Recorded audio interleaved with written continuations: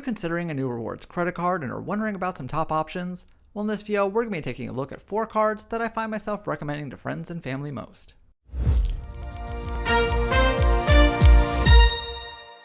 Hey everyone, this is Kyle from FiNE, your financial resource for a changing world. For credit card reviews, travel tips, and more, be sure to subscribe and thanks for hitting that like button. Ever since I started writing about personal finance and credit cards years ago, friends and loved ones have regularly asked me for some of my latest rewards card recommendations. In turn, over time, I've kept mental track of which ones I found myself talking up most. So what cards have I often found were the best fit? Let's take a look at what I think are 4 top options. The first card on my list is the Capital One SavorOne. In my opinion, the Capital One SavorOne is one of the most well-rounded cashback rewards cards. That's because the card features several usable 3% back categories, including dining, entertainment, grocery stores, and streaming services. The SavorOne also has no annual fee and doesn't charge any foreign transaction fees. Personally, I appreciate the balance of practical and fun rewards with the SavorOne. Plus, as a theme park fan, I love the broad entertainment category in particular. I'm also a fan of the card's easy-to-earn welcome bonus, which offers $200 bonus cash back after spending just $500 on the card within your first 3 months. For all of those reasons, I think this is a solid pick for cashback enthusiasts. Next up is an easy-to-explain one, the Wells Fargo Active Cash Card.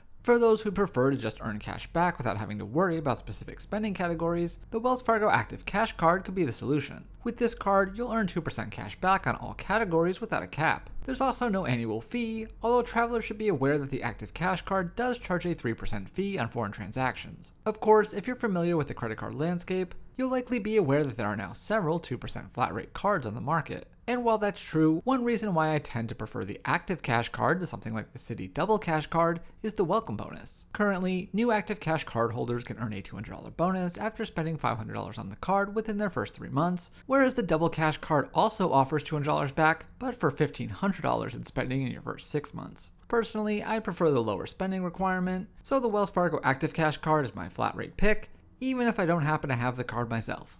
Another card that I don't actually have, but definitely see the value in, is the Chase Freedom Flex. When I first got over my fear of credit cards, I picked up the Discover It card, and while I still make use of the card and its rotating 5% quarterly bonus categories, I have to admit that the Chase Freedom Flex has surpassed the It card for a few reasons. First, in addition to those rotating quarterly categories, the Freedom Flex also earns 3% on dining, 3% at drugstores, and 5% on bookings made via Chase Travel. Per usual, all other categories earn 1% back. Continuing our theme and welcome bonuses, the Chase Freedom Flex also happens to offer new cardholders $200 back after spending $500 on the card within your first 3 months. By the way, if you're curious about the 5% bonus categories, from now through September 30th, 2024, Freedom Flex cardholders can earn on purchases at gas stations and EV charging stations, at movie theaters, and on select live entertainment. The 5% quarterly bonuses are capped at $1,500 in combined category spending, meaning a max of $75 back each quarter, but that's where the Freedom Flex's other cashback categories can really help put this card over the top.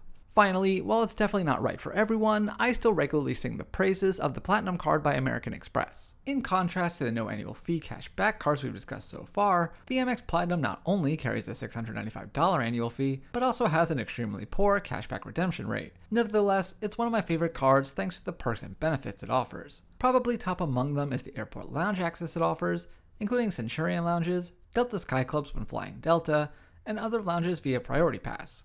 Yes, some negative changes have impacted this access, but I still think it's worth it overall. Also in the realm of travel, Platinum card members can claim complimentary gold status with Hilton and Marriott Bonvoy, among other status perks. Going back to that $695 annual fee, that can be offset heavily by some key credits. First, each year, cardholders can earn up to $200 back on bookings at Amex Fine Hotels and Resorts or Hotel Collection properties. Additionally, customers can get a $189 credit towards a Clear membership, $20 a month in credits for select digital entertainment offerings, $200 a year in airline incidental credits, $50 in Saks Fifth Avenue credits twice annually, $12.95 a month in credit for Walmart Plus, and more. Cardholders also get Uber Cash to the tune of $15 a month, plus a total of $35 in December, which can be used for rides or Uber Eats. The catch of the Platinum Card is that American Express membership rewards points are best used via travel transfer partners, as the cash out rate is quite low. But if that works for you and you can make use of the various credits, I think it continues to be an S-tier card for travelers.